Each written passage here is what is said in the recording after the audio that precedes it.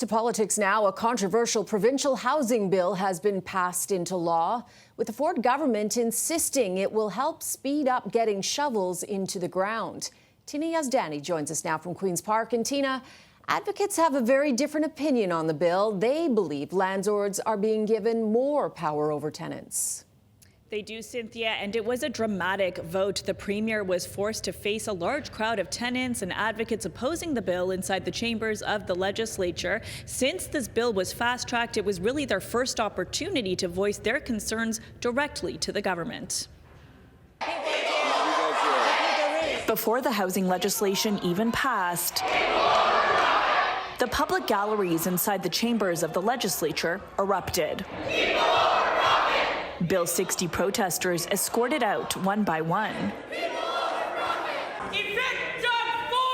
The Premier sipped water and observed the protest, and eventually he hit back. You're putting people on the streets!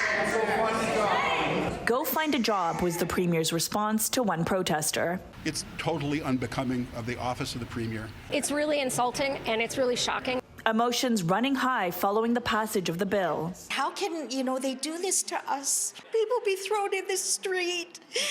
They're going to be homeless. It's just not fair.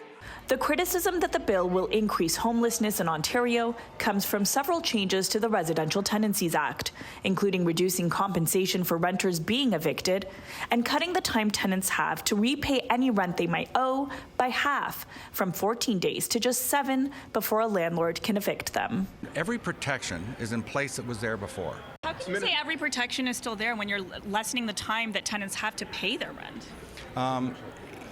We're speeding up the process, tightening the system so landlord-tenant board hearings can be heard faster. But you can't say that all the rights that the tenants had before are still there with this bill.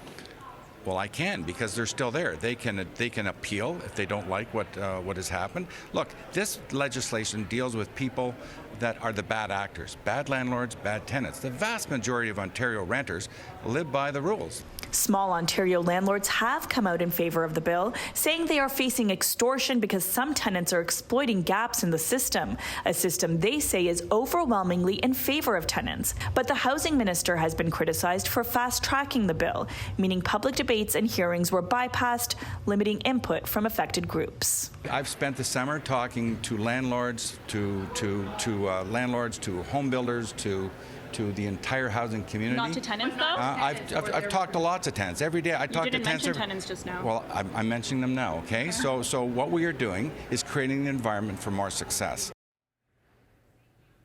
And by the way, the changes to the Residential Tenancies Act, just one section of this omnibus bill, which will make changes to 16 different laws in Ontario. Cynthia?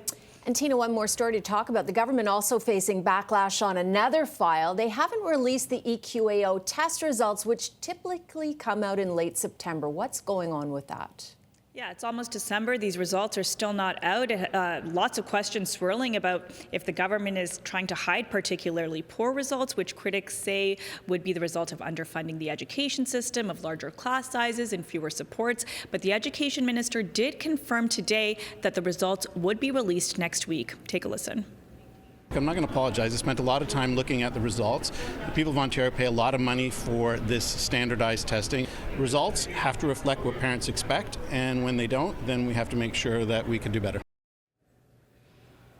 The education minister hinting that changes could be coming to the standardized test. We know that the union representing elementary teachers is asking for it to be cancelled, but Calandra did confirm today that he would not be scrapping it altogether. Cynthia? Tina Yazdani, thank you.